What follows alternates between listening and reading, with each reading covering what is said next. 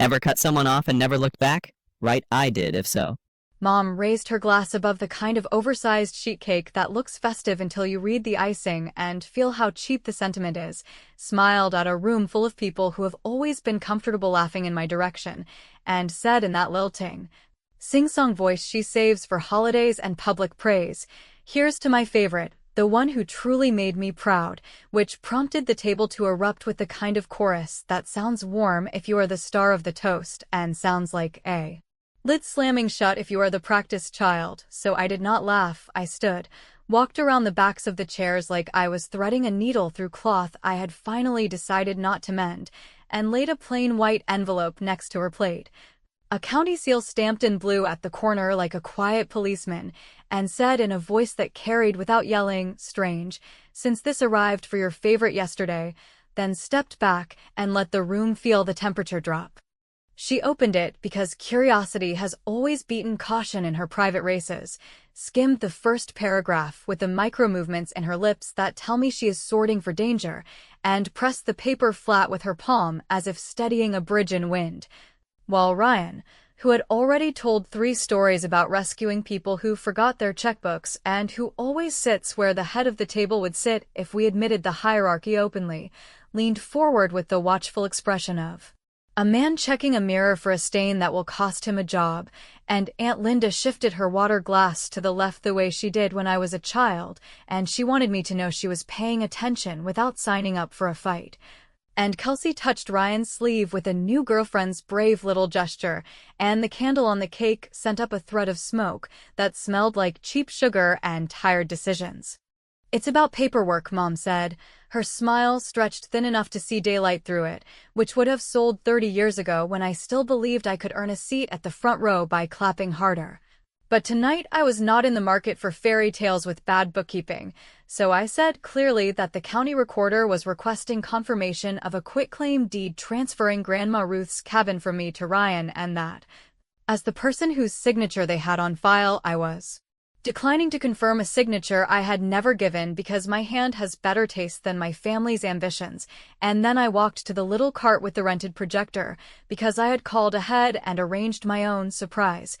and clicked to replace the loop of Hallmark-tinted photos with a sequence that felt like the slow turn of a key. The first image was me at a middle school science fair with a second-place ribbon and a caption that read, "We left early for Ryan's baseball," then a graduation photo with the front row chair empty and a caption that read, "Flat tire, apparently." Then a screenshot of a family group chat where Mom wrote, "So proud of my boy," followed by, "Leah, did you see the coupon link for paper towels?" which made the room laugh, the safe laugh people use when they think the punchline will be someone else. And then a photo of Grandma Ruth standing on the cabin dock in a sweatshirt 2 sizes too big, sleeves shoved up, hair wild and happy, with a caption that said, "Joint owners recorded, Pat and Leah." After which I slid to a scan of the new deed with a notary stamp from a bank I had never visited and a caption that read, "Transfer to Ryan recorded last month." And in the silence that followed I could hear the restaurant's ice machine drop a load like a small avalanche behind a closed door. Ryan pushed back his chair hard enough to make the floor squeal, told me to turn it off, tried the tone that has worked for him with salespeople and teachers and one unfortunate judge, while I looked at the server who had wandered in with coffee and said she could leave the pot because people were going to need their hands busy, and Mom breathed the small damp breaths she uses to make sympathy gather like lint on a sweater, and told me this was not the place. And I said that a place becomes the right place when a person chooses humiliation over honesty, which might not sound polite but is accurate, and I am done building shrines to politeness in rooms where fairness never visits.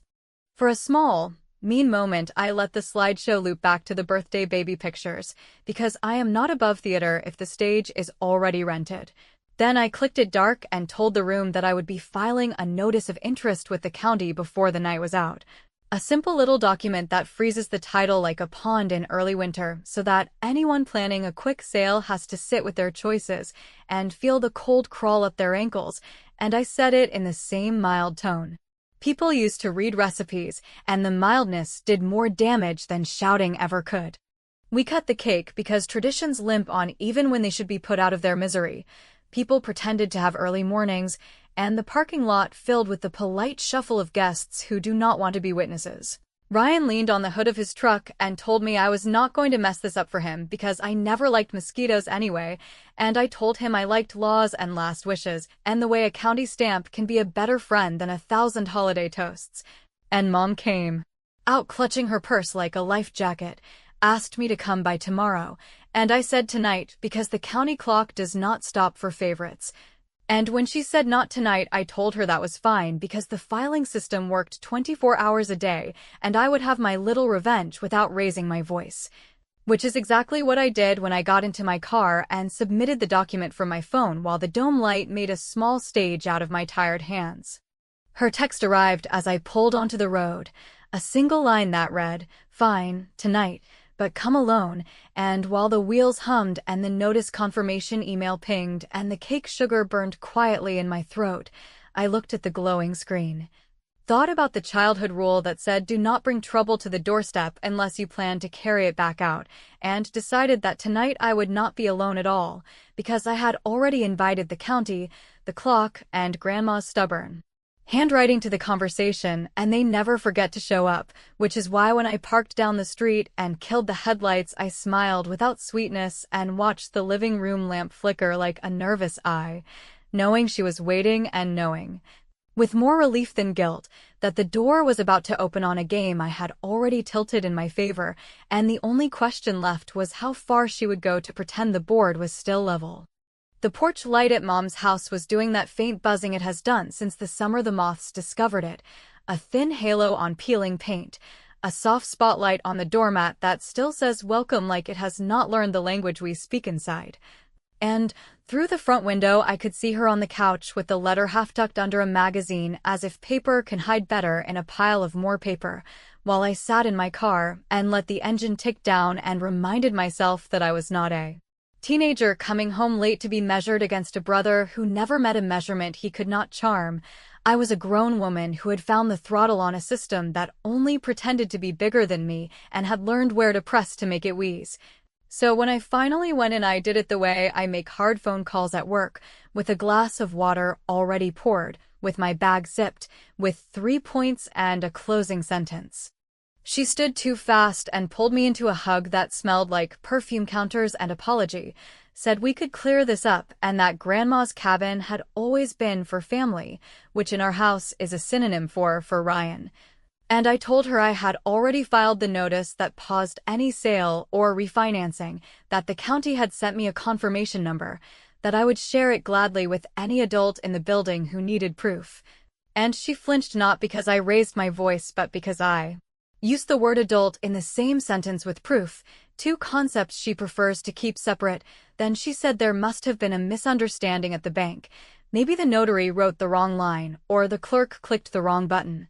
Which would be cute if it were not printed with my name and a date that happened to fall on a Wednesday when I was presenting a report to people who read slides for a living and would notice if I escaped to go give away property for sport. I asked where the original deed was from when Grandma divided ownership, and Mom said it was in the safe, and I said then we should take it out and read the terms and check the signatures, because there is a comfort in ink that memory cannot bully. But she fluttered like papers in a bad fan, and said the safe key was misplaced and that Ryan might know, which made me laugh in the dry way that suggests we have all reached the part of the program where the magician has lost the dove and is trying to sell you on the beauty of an empty hat. So I told her this was simple, that for anyone to file a transfer out of my name without me physically appearing, someone had to step into my shape on the page, and that if the county wanted to use the word forgery, I would not correct them because accuracy is kind even when it stings. I stayed long enough to watch her text a string of messages that went from confident to frantic to curt. Then I left because there is a moment when staying becomes a favor, and I am retired from that job. Which is how I found myself at my kitchen table with the same laptop and a bowl of almonds, because I have learned to feed myself while I fight, clicking through the county portal again to pull the public record and copy the book and page numbers, opening the state site to place a fraud alert with the bureaus so that none of my signatures take a field trip without me, and drafting an email to the listing agent whose goofy headshot has been on bus benches since the housing boom. An email that included the recorded notice confirmation and a gentle explanation that any pending contract touching that parcel would be swimming in quicksand for a while, which I sent with a pleasant sign-off that read, "Please advise your client to stop using family as a shortcut because courthouses have longer legs."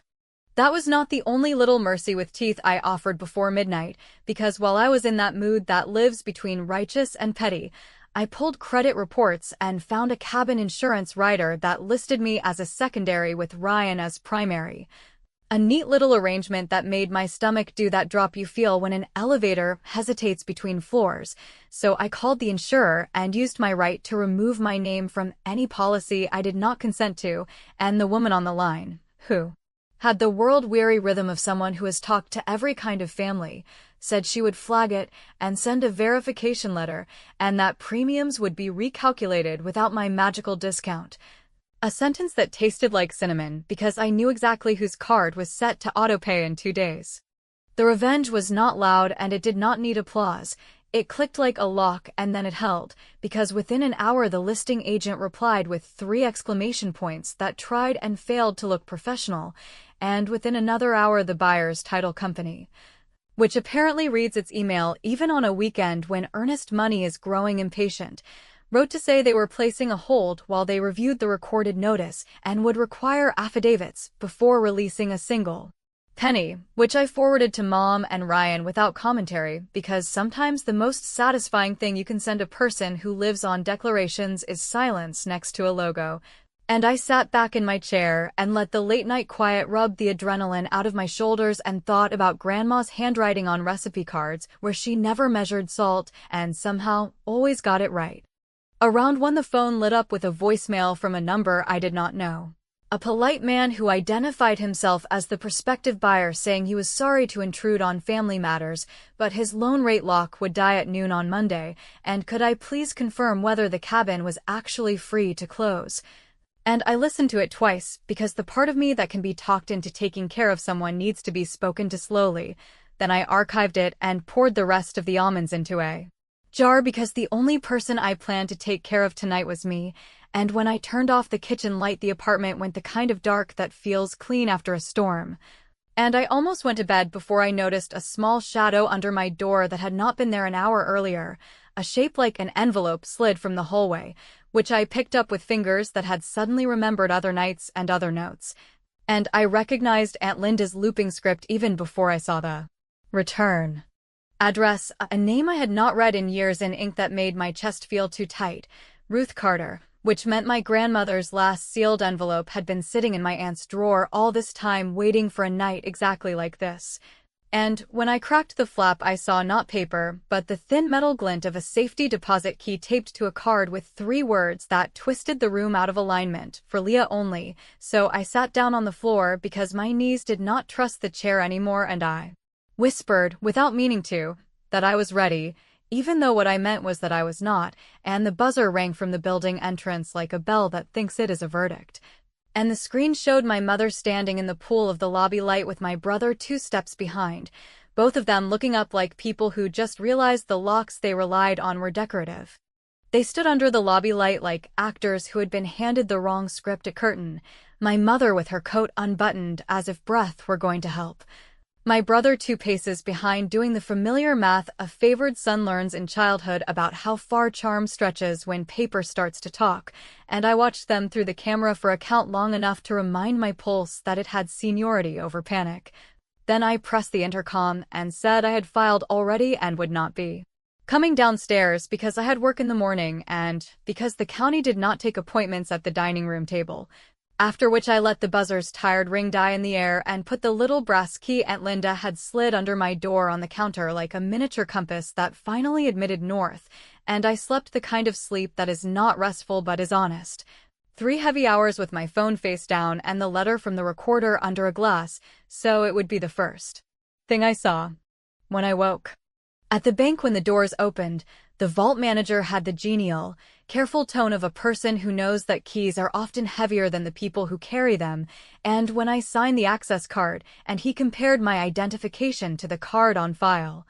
His eyebrows rose a fraction when he saw the name, which told me that Grandma Ruth had been in this box often and had not been shy about telling jokes in the lobby, and he handed me the narrow metal tray with a small ceremony that made my throat tighten, then turned away because there are moments even bankers understand belong to families, and I slid the box out on the table and lifted the lid with both hands so I couldn't pretend I stumbled. And inside I found not gold or the melodramatic stacks television teaches us to expect, but something better for my purposes, which was order, a manila folder labeled in her straight, no-nonsense hand, Leah. A small navy notebook with dates and short entries that read like recipes for fairness, a thumb drive held to an index card with blue painter's tape, and an envelope sealed in old-fashioned red wax that bore my name and a second line in firmer block letters, Feldman, which was the surname of the retired neighbor who used to shovel both our sidewalks and who, rumor once whispered at a barbecue, had spent his life practicing elder law before deciding tomatoes were a better client. I opened the manila folder first because appetite can make fools of people who go for dessert too soon, and inside there were copies of the original deed showing joint ownership between my mother and me. There were photocopies of holiday checks Grandma had written to each of us in equal amounts, with the memo line reading cabin taxes, because she knew how math can change personalities, and there was a single-page memorandum, typed in the blocky font of her old desktop and notarized at the pharmacy where the manager loved her, which stated clearly that she wished the cabin to remain with me for as long as I wanted it, and that any transfer to Ryan or to any party claiming through him had not been authorized by her during her lifetime. A document that would not win a court case on its own, but would walk into any room and convince an adult to slow down, and I took a photo of each page, then scanned them with the bank's machine to a single PDF because I have learned to move paper the way water moves around stones, with patience and pressure. The Navy notebook was stranger and somehow more powerful, a ledger of little moments I had lived through without understanding they were being written down by someone who saw past the performance. Notes like Ryan missed cleanup day, Leah did. Or Pat promised to file the tax rebate, Leah did and mailed receipt. Or Ryan told the dock worker he would pay later, Leah sent money order with tracking, and at the end of one entry a sentence so simple and sharp I had to sit very still. Fair is not a feeling, it is a record, which was my grandmother's way of tapping my shoulder across years and telling me to stop arguing vibes and start presenting exhibits. So I closed the notebook and put my palm flat on it like people do in court when they swear to tell the truth, and then I broke the red wax with my thumbnail and opened the envelope addressed to me and Mr. Feldman. Inside there was a short letter in her hand that said she had executed an addendum with her attorney that clarified disposition of the cabin upon her death, and that the original was in Mr. Feldman's fireproof file because she trusted him to keep things safe from drafts both literal and human, and there was a second smaller key taped to the bottom of the page that matched the little tag on the bank's internal index for a second box number I had not been given access to, which meant she had played chess while we were all bragging about checkers, and I felt the heat of relief and the sting of anger at the same time because it is a strange thing to love someone for preparing for your mother's bad faith, and I breathed into that contradiction until it stopped bucking. Then I took the thumb drive to the courtesy computer and opened the single folder named after and found scans in tidy order, deed copies, notarization logs, a photograph of Grandma holding that day's newspaper next to the addendum signature page like those kidnapping movies, but with hope instead of menace, material that any competent adult would hesitate to ignore. And I copied the lot to my cloud because I like leaving hungry paper trails for people who think they are the only ones with crumbs. Then I walked out into the kind of bright cold that makes you blink, called Mr. Feldman from the sidewalk using the number on the envelope because I was done playing polite phone tag with the past, and he answered on the second ring with a voice like Warren Cedar. Said he had been waiting for me to come, and asked whether the family had started the shoving, which is apparently what he calls the phase where people who do not have documents try to move those who do, and I told him the shoving had gone digital and involved a notary stamp I did not recognize. And he said to meet him in an hour at his kitchen table with coffee, and that I should also email a formal request to the bank's notary manager for the journal entry and thumbprint associated with the deed recorded last month. Because if there was no entry, then there was no lawful notarization, and if there was an entry, then he wanted to see what name had been presented to the thumbprint pad, and I smiled without humor because this is the kind of arithmetic I enjoy. Between the bank and Mr. Feldman's house, I made 2 moves that did not require my mother's attention, yet would shape her day more than any lecture. First, I filed an official complaint with the Secretary of State's Notary Division attaching the recorder's notice and requesting an investigation into the notary whose stamp appeared on the transfer, which is not a criminal allegation, but is a very bright flashlight that makes sloppy corners visible. And second, I drafted and sent a preservation letter, what lawyers call a spoliation notice, to my mother, my brother, and the listing agent, instructing them to retain all emails, texts, drafts, and communications relating to the cabin and warning that deletion would suggest knowledge of fault. A letter I couched in plain, pleasant language that nevertheless carries real consequences in rooms with flags on the wall, and when I hit send I felt a steadiness that I had not felt since childhood, the steadiness of reaching for a rulebook instead of a begging bowl. Mr. Feldman poured coffee that tasted like someone still remembers how to measure by smell, read the documents without rushing, and nodded at the places where Grandma's stubbornness showed through. Then told me the addendum existed and was enforceable, but that its power depended on filing a copy with the court before a specific administrative deadline triggered by notices I had just set in motion.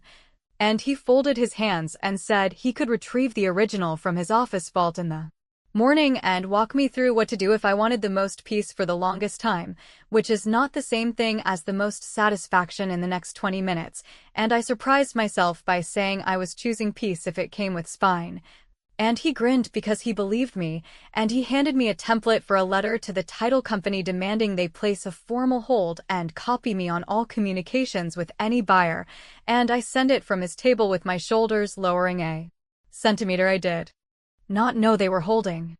By late afternoon, the world started humming with replies in that specific frequency bureaucracies use when they realize someone in the room reads the manual. The title company confirming the freeze and asking politely for identification of any counsel. The notary division acknowledging receipt and promising to request the journal within 2 business days. The listing agent pivoting from 3 exclamation points to a single, per my last email, and my phone buzzing with a message from my mother. That tried for tenderness and landed on accusation when she wrote that I was embarrassing the family and punishing Ryan for being loved. Which I did not answer because sometimes the meanest thing you can do to a story that relies on your response is to let it run out of breath alone.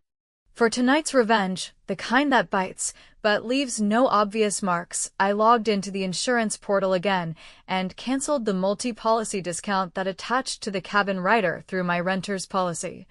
A little knot that saved my mother real money while invisibly rewarding Ryan for using my name without my permission. And then I purchased a separate standalone renter's coverage with a different carrier that would prevent any future piggybacking,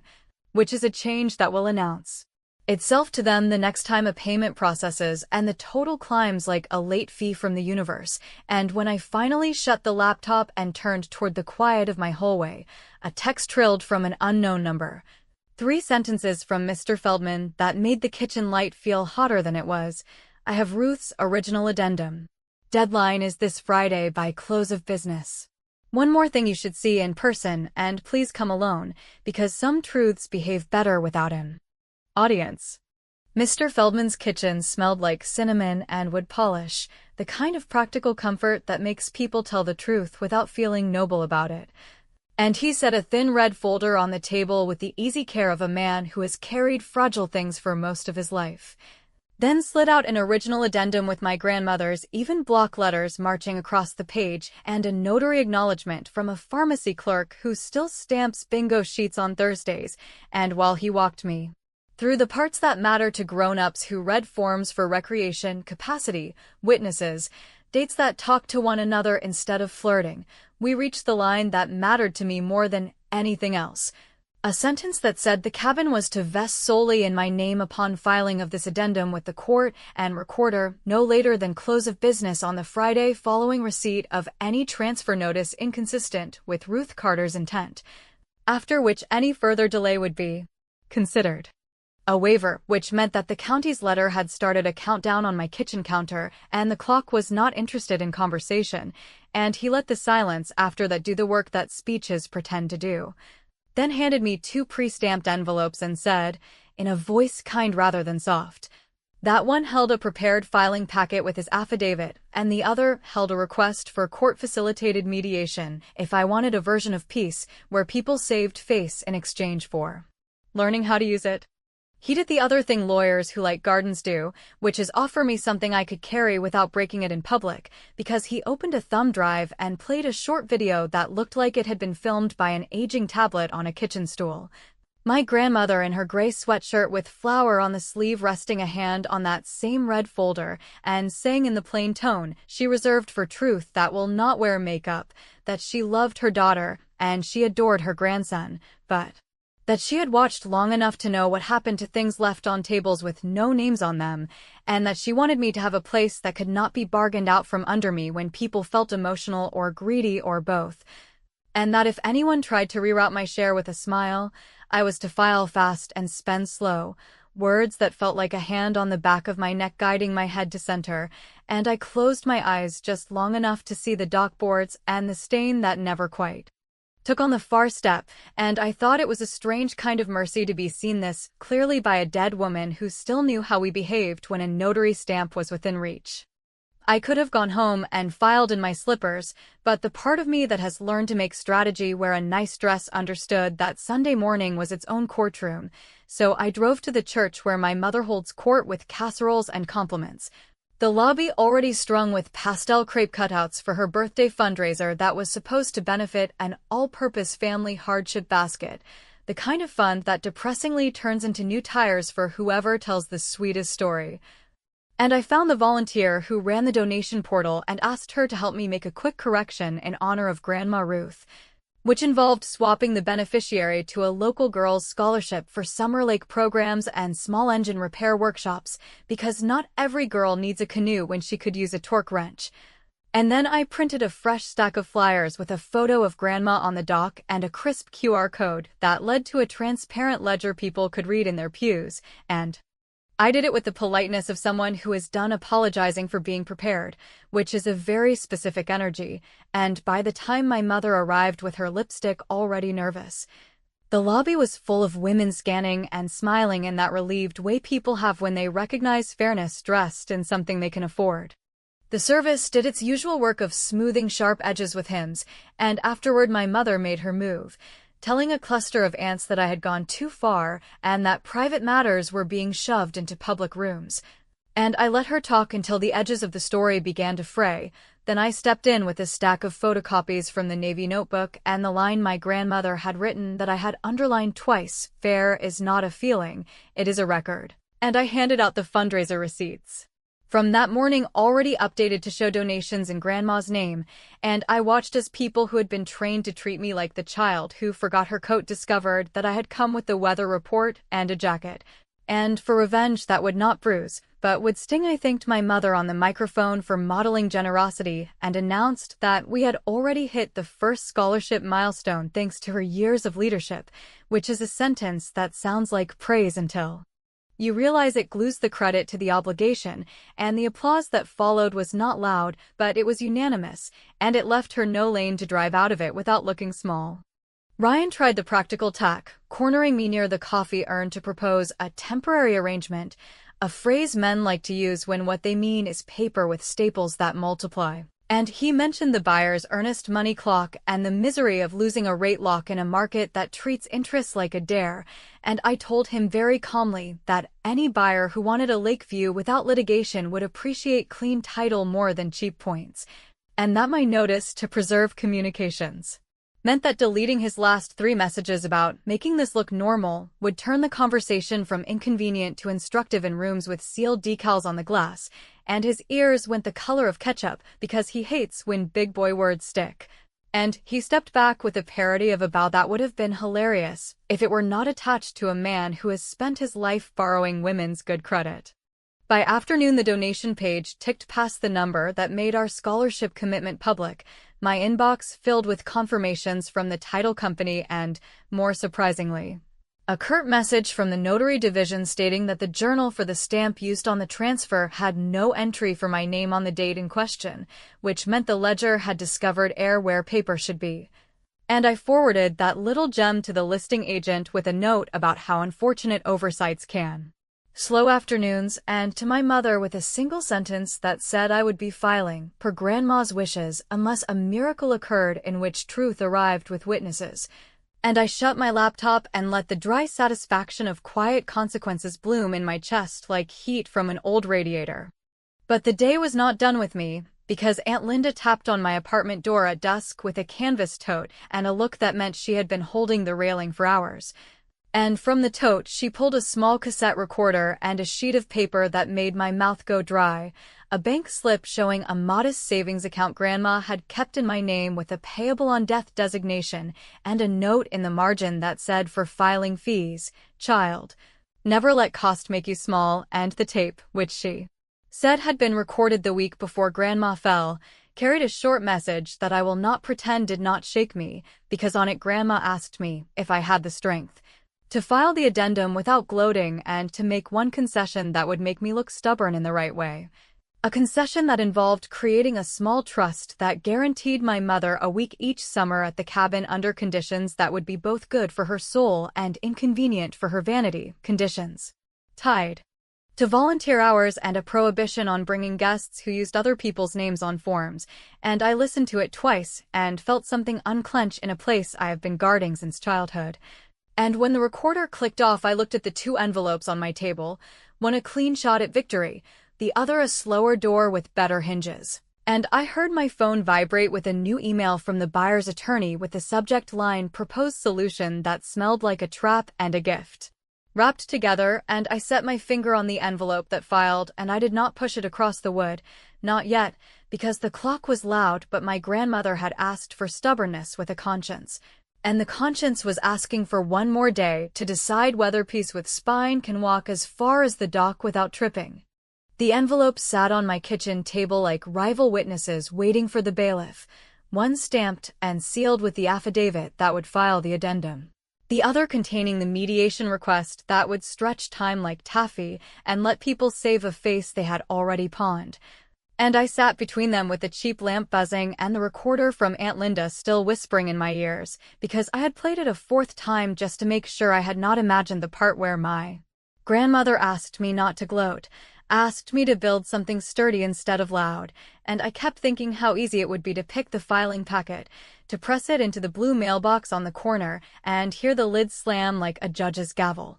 To watch my mother's shoulders cave and my brother's mouth snap shut when they realized the cabin was no longer theirs to dream about, and how dangerous it was to feel that thrill because revenge carried on adrenaline alone rots quicker than fruit left on a windowsill in July. When I met my mother the next morning, she tried a tone that belonged to PTA meetings, soft and managerial, saying that mistakes had been made and that family should correct them with compassion. And I answered by sliding a copy of the notary division's reply across the diner table, the one stating in dry bureaucratic ink that no journal entry existed for the day my name was supposedly signed. And she touched the page with the tip of her finger as if the paper might vanish if she handled it gently enough, then whispered that she had only wanted to make sure Ryan had a chance, that she had watched me build my life on my own 2 feet while he still stumbled, that she had thought love could be measured by plugging holes with whatever was at hand.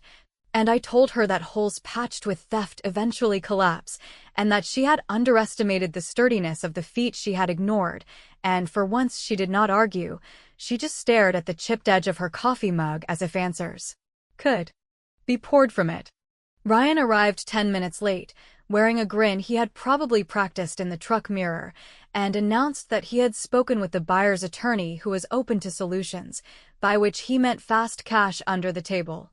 And when I laughed, he flushed and hissed that I was ruining his chance at something decent, that I never even liked the cabin, that all I cared about was winning. And I leaned in close enough for him to smell the diner grease on my jacket and told him that I had no need to. Like a place to honor the woman who built it, and that his problem was not me but the record Grandma left, and that if he wanted to blame anyone he should look at the notebook entries she had written in ink while he was borrowing her patience without receipts.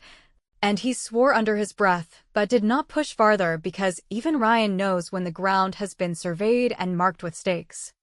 I told them both that I had a choice to make before Friday closed, that the addendum was valid and enforceable, that the notary investigation was a fire already burning, and that the insurance changes and credit freezes were pinching in places they had not yet calculated, and I offered them what my grandmother had asked me to offer, a concession that felt like both mercy and punishment. I would create a trust that held the cabin in my name, with stipulations that allowed my mother 1 week each. Summer on the condition that she completed verified volunteer hours in town and arrived without Ryan or any guest who carried debt in someone else's name.